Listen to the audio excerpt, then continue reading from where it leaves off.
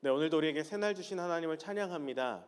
우리에게 생명 주신 하나님께서 오늘도 우리를 향한 크고 놀라운 구원 계획을 가지고 계시고 또 구원 계획의 그 일부를 우리에게 담당시키셨습니다. 주님께서 주신 그 은혜의 사명, 생명 구원의 그 사명을 안고 오늘 하루도 주님 뜻을 이루며 승리하는 복된 저와 여러분들 되시기를 예수님의 이름으로 간절히 축복합니다. 사도 바울과 빌립보 교회는 복음 안에서 하나가 되었습니다. 하나입니다. 바울과 빌립보 교회가 함께 그 복음을 위한 여정을 시작했고 지금도 그 길을 계속 함께 하고 있음을 우리는 이 빌립보서의 말씀을 통해서 보게 되죠.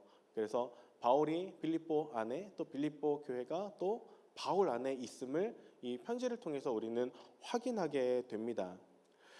그 사실을 확인할 때마다 함께 이 길을 걸어가고 있고 복음 안에 동역하고 있다는 사실을 서로 마음을 확인할 때마다 이 마음이 뜨거워지는 거죠.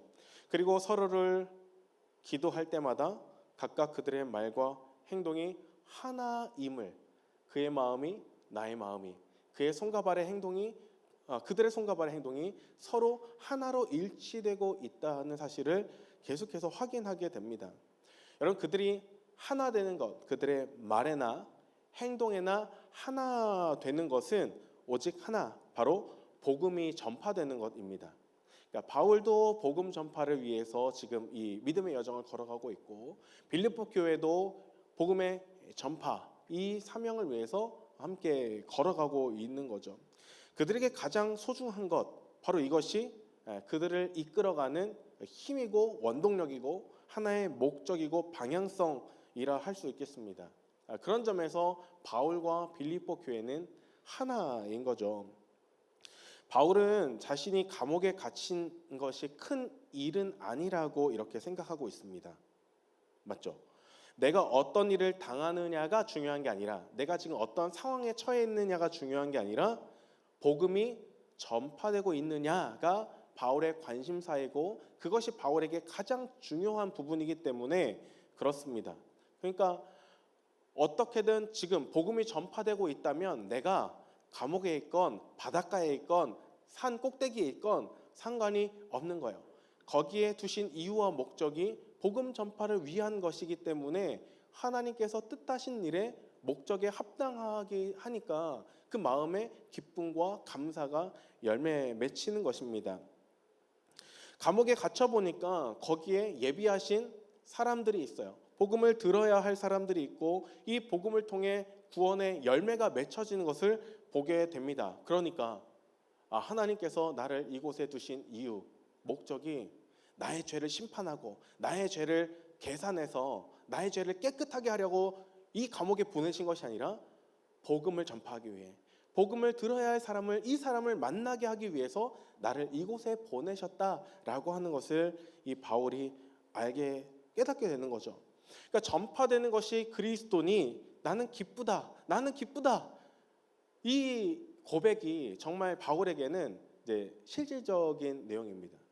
비록 몸은 갇혀 있고 자유롭지 못하고, 그렇죠? 마음은 빨리 서바나 가야 되는데, 스페인 가서 땅끝에 이르러서 복음을 전파해야 되는데 내가 지금 여기에서 어쩌다가 로마 감옥에 갇혀서 이러고 있나, 신세 한탄하면서 이 절망적인 상황을 원망하는데 쏟는 것이 아니라 지금 이 과정 속에서도 하나님은 일하고 계시고 또 복음을 들어야 할 나의 부르심과 보내심에 합당한 목적을 이루고 있다고 생각하니까요, 갇혀있는 이 상황조차도 하나님의 일을 감당하는 소중한 하나님의 시간임을 깨닫게 되는 겁니다. 그러니까 그리스도의 전파가 있다면 사는 것도 죽는 것도 내게 유익이다, 이런 이야기를 하는 거죠.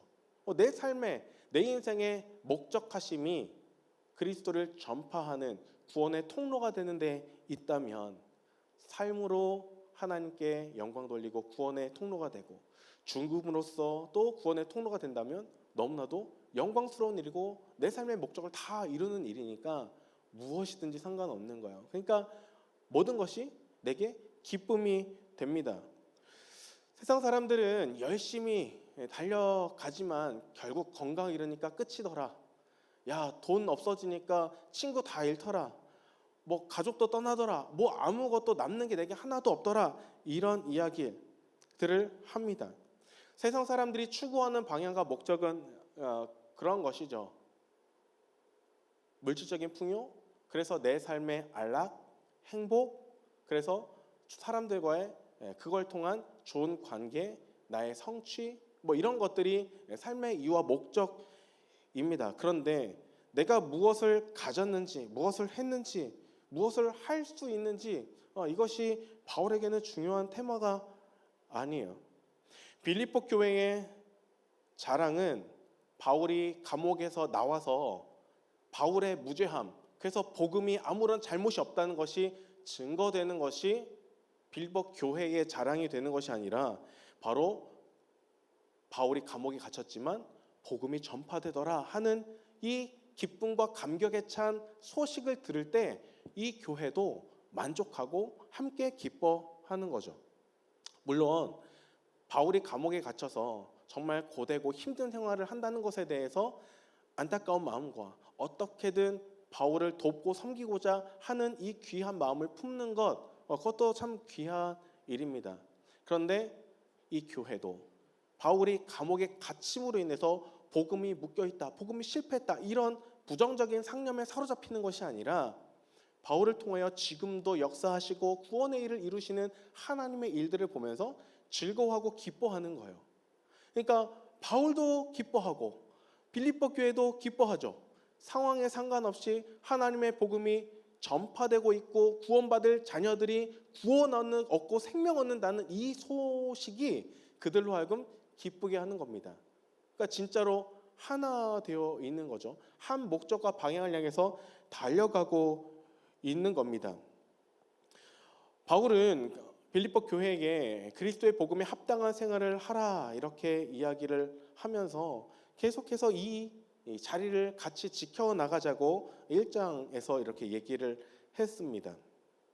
여러분 한 마음으로 서서 한 뜻으로 나아가는 것이 무엇인가? 바로 신앙을 위해서 협력하는 것이고 무슨 일에든지 대적하는 자들 때문에 두려워하지 않는 것. 이 두 가지에 대해서 이제 사도 바울이 빌립보서 1장 27절과 28절에서 얘기했거든요. 그러니까 바울과 빌립보 교회가 함께 나아가는 데에는 이 두 가지, 그러니까 복음을 위한 협력 그리고 대적하는 자들 때문에 두려워하지 않는 것, 이 두 가지를 가지고 함께 달려가는 겁니다. 믿음과 함께 고난도 받는 것, 바로 이것이 바울이 걸어가는 길이고 또 빌립보 교회에게도 있는 일이죠. 모든 것들이 실제적이고 그들이 지금 이미 복음으로 인해서 당면하고 있는 신앙의 사건들이기도 합니다. 함께 신앙 안에서 협력하는 것, 그리고 장벽이 있을 때 그것을 믿음으로 뚫고 나가는 것, 한 방향으로 달려가고 있으니까 서로 협력하고 또 그 장애물에 굴복하지 않는 이런 자세로 계속 복음과 함께 달려가고 있는 거예요. 오늘 2장을 보면 바울은 복음을 위해서 함께 나아가기 위해서 가져야 할 마음에 대해서 이야기합니다. 그것은 바로 겸손이에요. 겸손은 먼저 각각 자기보다 남을 낮게 여기라 이제 이렇게 얘기하고요. 두 번째는 각각 자기 일을 돌보라. 거기에 연결해서 각각 다른 사람의 일을 또 돌보라 이렇게 이야기를 합니다. 아래쪽에 쭉 더 내려가다 보면 이 겸손이 어떤 마음인가? 바로 예수 그리스도의 마음이라고 하는 것을 우리는 알 수 있습니다. 예수님께서 이 겸손을 통해서 하나님과 인간 사이를 화해하게 하셨고 이 겸손의 마음을 통해서 주님의 거룩한 지체들을 자신과 연합하게 하셨기 때문이죠. 그럼 마음을 품는다는 것 어떻게 느껴지시나요? 마음을 품는다.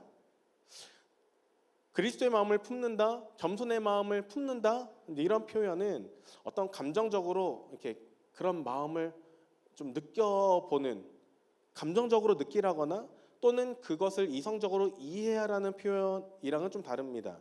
그냥 그것을 받아들이는 것, 그리스도를 옷 입는 것이죠. 예수 그리스도께서 보이신 모범을 그대로 따르는 것입니다. 어떤 감정이나 이성을 가지고 흉내내는 게 아니라 그냥 그것이 그리스도의 모습이고 모델이고 그리고 그거를 그대로 따라가는 성도들의 삶의 기준으로 삼으라는 거죠. 그러니까 겸손은 복음을 따라가는 이들의 정체성 그리고 그리스도의 마음이며 모습이라고 하는 겁니다. 좀 쉽게 얘기하면 우리가 날마다 말씀에 접속하는 것, 그러면 하나님의 성품과 그 빛의 에너지가 우리에게 이렇게 스며듭니다. 그죠? 그러니까 예수 그리스도를 믿는다고 하지만 주님의 말씀을 공급받지 않으면 딱 교회 문 밖에 나가는 순간 나의 육신의 정욕과 나의 의지대로 살아갑니다. 짜증나는 일 있으면 마음껏 짜증내고, 불편한 일이 생기면 마음껏 불평하고, 원망하는 일이 생기면 마음껏 원망하면서 살아가는 거예요. 날마다 주님의 말씀의 빛이 우리를 비추면, 그 빛을 우리가 머금고 있으면 그 말씀이 우리의 영혼을 울립니다. 그 말씀이 우리 안에 들어오면서 우리에게는 전혀 다른 선택지가 이제 생기는 거잖아요. 이제 더 이상 우리의 삶의 방식이 세상의 방식이나 죄의 속성을 따라 움직이는 것을 거부하는 겁니다. 이게 의지적으로 겸손해야지 이게 아니라 오늘 이 말씀이 우리에게 딱 스며드는 순간 겸손한 마음이, 겸손한 삶이, 겸손에 대한 선택이 우리를 얼마나 유익하게 하고 즐겁게 하고 행복하게 하고 구원의 역사를 이루는데 중요한 핵심 키가 되는지를 우리가 딱 두고 봤을 때 뭐가 더 좋은 것인지를 분별하게 되는 거죠. 그러니까 여러분, 좋은 게 있으면 당연히 가장 좋은 걸 선택하지. 좋은 거는 다른 사람을 위해서 양보해둬야지. 나는 이 좋은 걸 선택하지 않을 테야.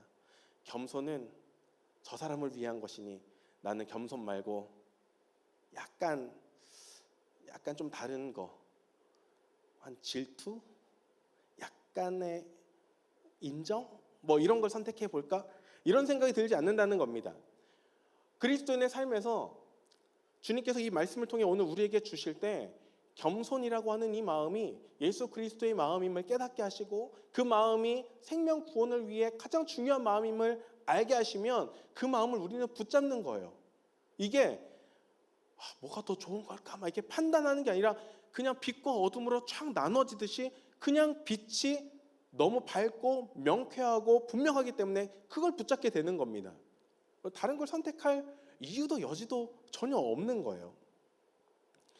덜 좋은 이전의 것은 우리의 선택지가 될 수가 없습니다.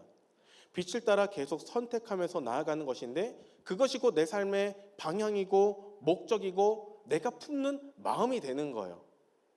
그러니까 말씀이 내게 임하니까. 말씀은 곧 예수 그리스도시기 때문에 말씀을 내가 품는다는 건 예수님을 내 안에 모셔드린다는 것과 같은 것입니다. 그러니까 예수님이 내 안에 들어온다는 것, 말씀이 내 안에 들어온다는 것, 그것은 곧 말씀의 빛이 내 안에 그대로 스며든다는 거죠.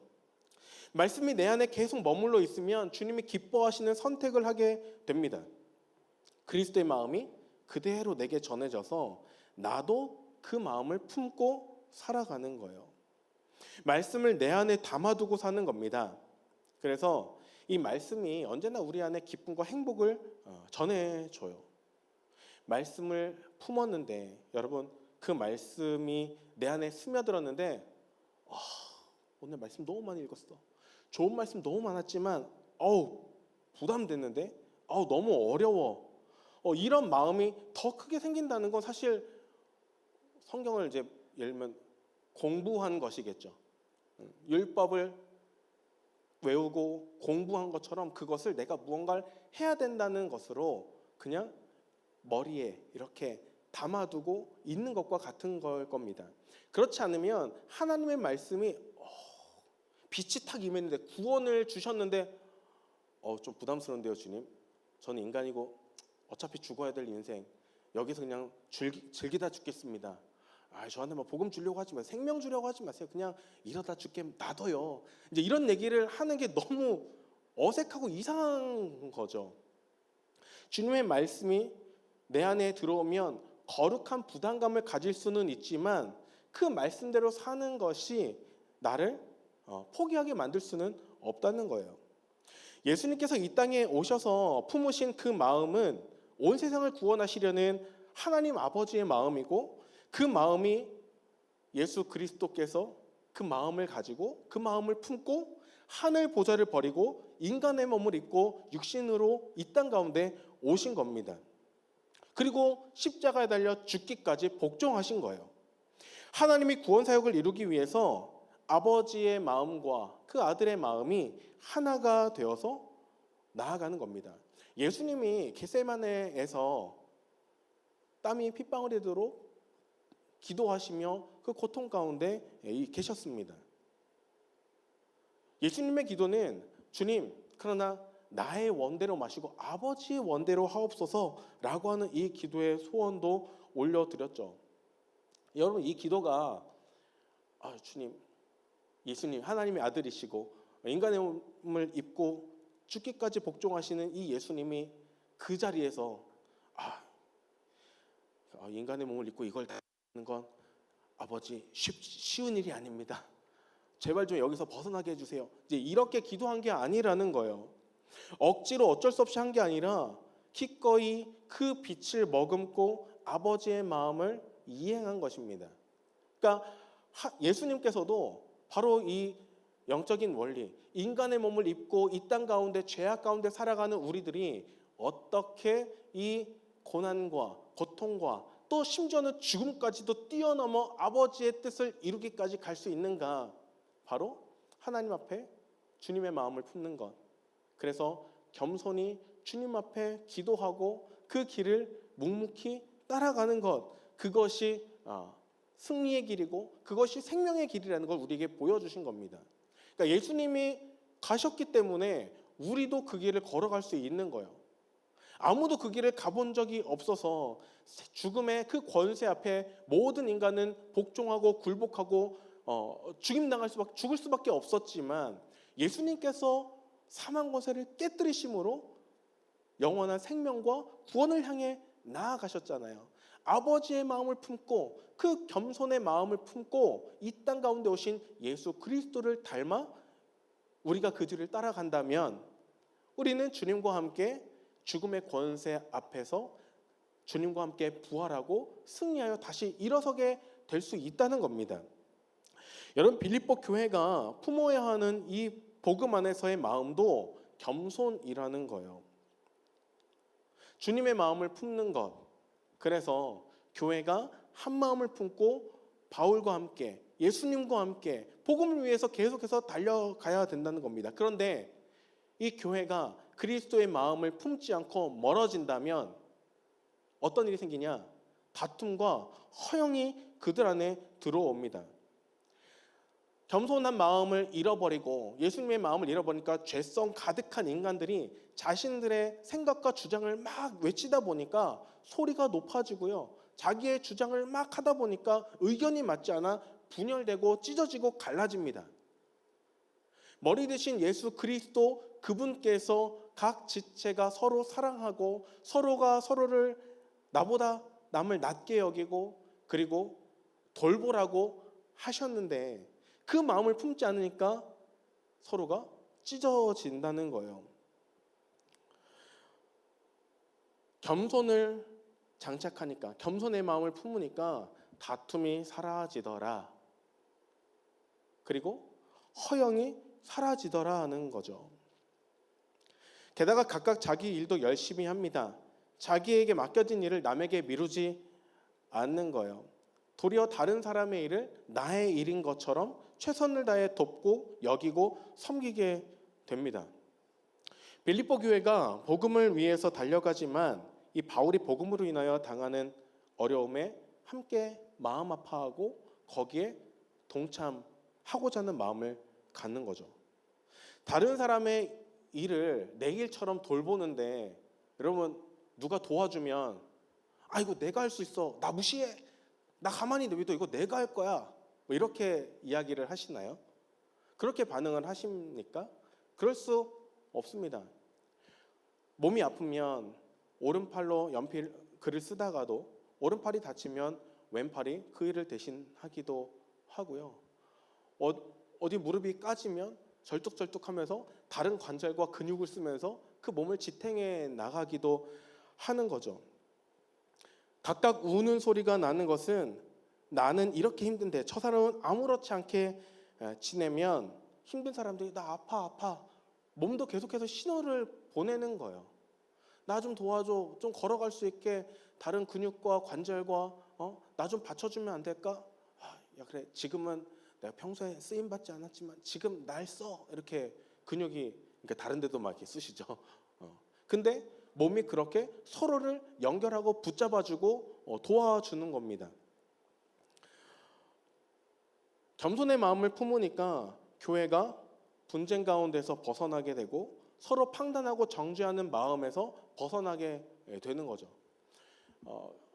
겸손한 마음, 주님의 마음을 하나로 품게 되니까 교회가 함께 주님의 일들을 감당하는데 연합하게 되고 더 굳건한 힘을 가지게 됩니다. 여러분, 죄인인 우리가 죽음을 향해 달려가는 것 서로 무슨 상관이 있겠습니까? 뭐 죄를 지은 사람이 벌을 받는 게 뭐가 이상한 일이겠어요. 그런데 우리는 하나로 묶여 있습니다. 우리는 주님의 몸으로 묶여 있어요. 그러니까 자신을 돌보는 것이 곧 교회를 돌보는 것이고 또 다른 지체를 돌보는 것이 곧 나를 돌보는 일인 거예요. 주님은 자신의 목숨을 들여서 몸을 살리겠다는 겁니다.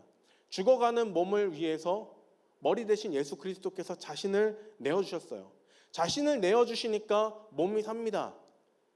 자신을 내어주어서 십자가 달려 죽으심으로 그 영광이 땅에 떨어진 것 같았지만 하나님께서 그 낮고 낮은 겸손과 순종의 헌신을 들어서 높여주셨어요. 그러니까 몸이 주님을 높여드리고 주님은 또 마치 땅에 떨어진 것 같았지만 오히려 그보다 더 높은 모든 이름 위에 뛰어난 이름을 얻게 하십니다. 우리가 구원받음으로 머리이신 그리스도께서 높아지시는 거예요. 하나님께서 그리스도의 섬김과 희생으로 우리를 살려주셨고 그리스도를 모든 이름 위에 뛰어나게 하셔서 모든 이들이 주를 바라보고 그의 이름을 시인함으로 구원받게 하신 겁니다. 그러니까 모두가 한 마음과 한 뜻으로 구원하신 주님을 바라보니까 모두가 한 마음을 품는 거예요. 주님을 바라보고 주님께서 내게 행하신 일들을 동일하게 바라보는 겁니다. 나는 이런 주님, 나는 이런 주님이 아니라 우리를 구원하신 주님 그 한 분께 우리의 모든 시선과 마음이 고정되는데 그분께서 보여주신 그 모습, 그 마음이 뭐냐면 하늘 보좌를 버리고 인간의 몸을 입고 이 땅 가운데 오셔서 자기 생명을 내어주시기까지 우리를 사랑하셨다는 거예요. 그것을 하나로 집약하면 한 단어로 집약한다면 겸손인 겁니다.